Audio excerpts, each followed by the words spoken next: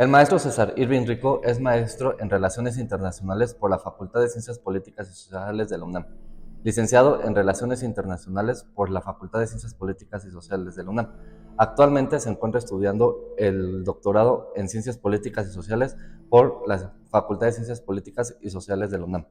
Sus líneas de investigación son Hegemonía y Geopolítica de Estados Unidos, Pensamiento Geopolítico Estadounidense, Militarización y Seguridad Internacional, Competencia Geoestratégica Mundial y Geopolítica de las Comunicaciones Internacionales. Maestro Irving, muchas gracias por estar aquí con nosotros el día de hoy. Gracias a ti por la invitación. Gracias. Maestro, quisiera que nos empezara platicando acerca de la frase que nos mencionó acerca de Foucault. Sí, en la ponencia mencionábamos primero el aforismo de Claude von Clausewitz, esta idea de que la guerra se convierte en la política por otros medios, en un sentido en que cuando la política falla o cuando la política, la diplomacia no basta para resolver conflictos, entonces se tiende hacia la guerra, ¿no? Y buena parte de la teoría realista de las relaciones internacionales está basada también en estos supuestos. Cuando Foucault en 1974 invierte el aforismo, él lo que dice es, la política hoy se configura como la continuación de la guerra. ¿Qué quiere decir esto? Que en realidad el Estado-Nación, como lo conocemos, las formas institucionales en las que se va desplegando su poder político, económico, social, cultural, están de hecho fundados en una guerra. Es decir, es la guerra la que determina en buena medida el triunfo de ciertas estrategias de otras. Y estas estrategias al vencer se vuelven estatales, se vuelven institucionales y entonces van dotando a las propias relaciones sociales de esta misma lógica de la guerra. Es decir, la guerra no termina cuando termina el conflicto bélico, sino que después pasa a ser parte de las instituciones mismas y de las formas en las que el poder se expresa.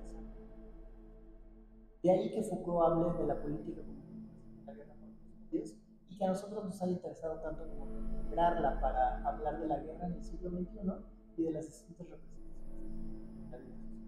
Okay. Entonces, en ese sentido, podemos decir que, bueno, sabemos que la guerra, la definición es como ese conflicto entre dos o más seres por la búsqueda de poder.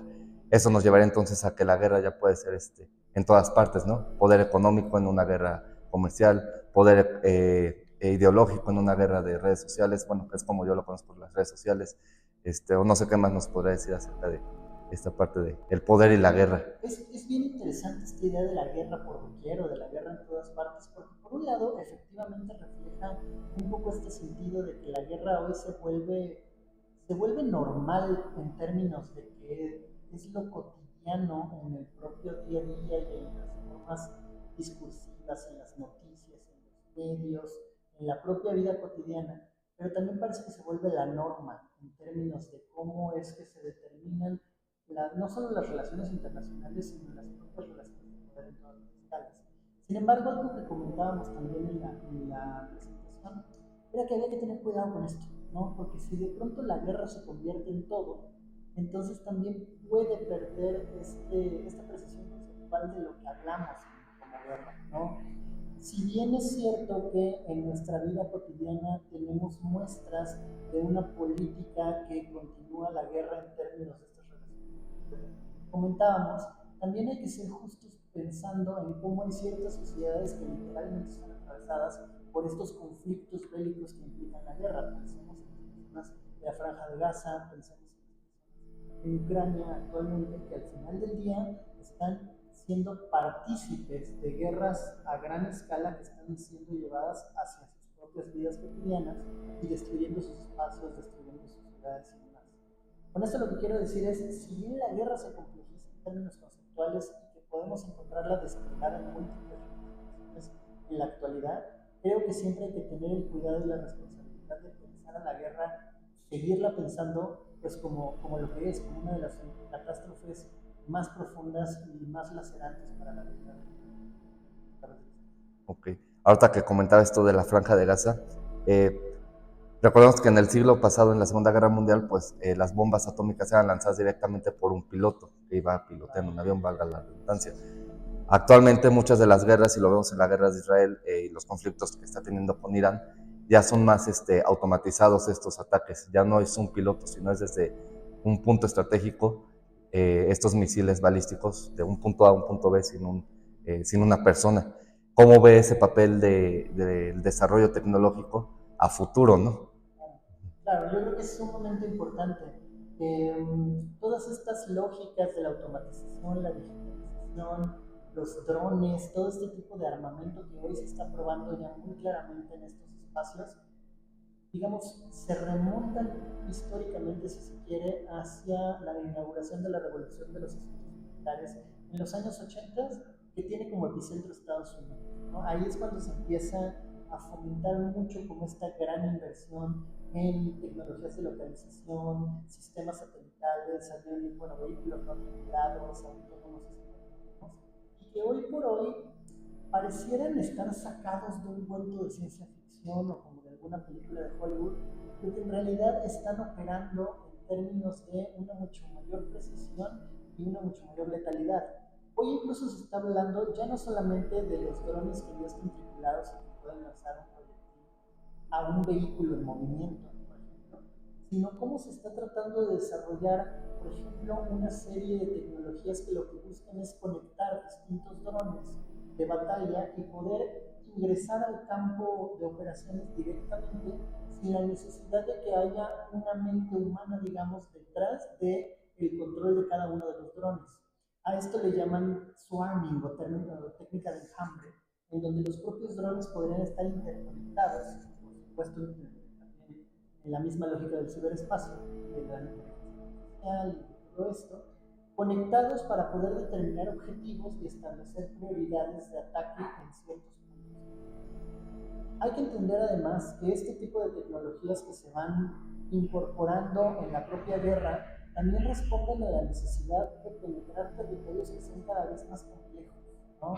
Las guerras hoy se están llevando a cabo en las ciudades y para, digamos, lograr asegurar la victoria en una ciudad que pues, sabemos lo que es una ciudad, avenidas, calles, puentes, infraestructura, pero también una superficie a partir de los edificios, por ejemplo, todo el espacio aéreo, y un subsuelo lleno de drenajes, transportes, un montón de redes que también tienen que ser controladas en términos de las Fuerzas Armadas y que este tipo de tecnologías están ayudando como para eso, para tener una volumetría que sea mucho más eficiente en la táctica y en la estrategia y que si bien están diseñadas, al menos en sus objetivos, en sus discursos, para tratar de hacer, de ser menos costosas en términos de vidas humanas, tanto de la tropa que ya no les está operando como de los blancos civiles, digamos, que pudiera haber como consecuencias no deseadas de la guerra, pues lo que nos están mostrando es que la capacidad destructiva y la capacidad de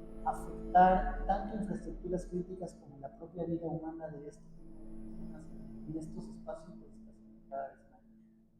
Ya para ir terminando, maestro, nos platicó acerca de la guerra multidominio y nos mostraba una imagen de cómo son como las capas que vienen desde el espacio hasta la parte submarina. Yo aquí veía si no es un riesgo que se esté haciendo mucho desarrollo en la parte espacial, en la parte satelital, en términos de que pueda haber un ataque cibernético, un ataque a un satélite y se destruya toda esa cadena hasta la persona que está en un tanque, ¿no? O sea, como que el punto clave para la guerra está ahí, ¿no? Para el conflicto. Si el ciberespacio se convierte en el dominio logístico más importante para interconectar los otros dominios, entonces puede que se trate de una de sus mayores vulnerabilidades, ¿no? La guerra multidominio, como muy bien lo expresas, es esta combinación aire, tierra, mar, espacio exterior y ciberespacio en una misma lógica de operaciones que están actuando al mismo tiempo y en un mismo espacio para lograr un objetivo. Ahora, es cierto que en prácticamente todos los documentos estratégicos, principalmente estadounidenses, que reflejan este nuevo tipo de batalla o este nuevo tipo de operación, buscan mantener cierta autonomía táctica de cada uno de sus armamentos o de cada uno de sus transportes en caso de que pueda ser vulnerado el propio ciberespacio o cualquiera de los otros, ¿no? Si de pronto se quedan, voy a poner un ejemplo, sin un frente aéreo porque son destruidos los drones o los aviones que están utilizando en operación, eso no quiere decir que necesariamente se vaya a ver vulnerado la cuestión en la tierra o la cuestión en el mar o este tipo de cosas. Sin embargo, a pesar de esa autonomía que sí se está buscando tener, Por supuesto que al haber una mucho mayor compenetración entre estos dominios, pues se convierte también en un riesgo, como tú lo dices, una cuestión, digamos, de nuevas vulnerabilidades que se van generando en estos procesos. Al final del día, el riesgo y la vulnerabilidad surgen a partir de la propia modernidad, como le dijera Ulrich, ¿no? No es una cuestión accidental de la modernidad, sino elementos que van constituyéndola.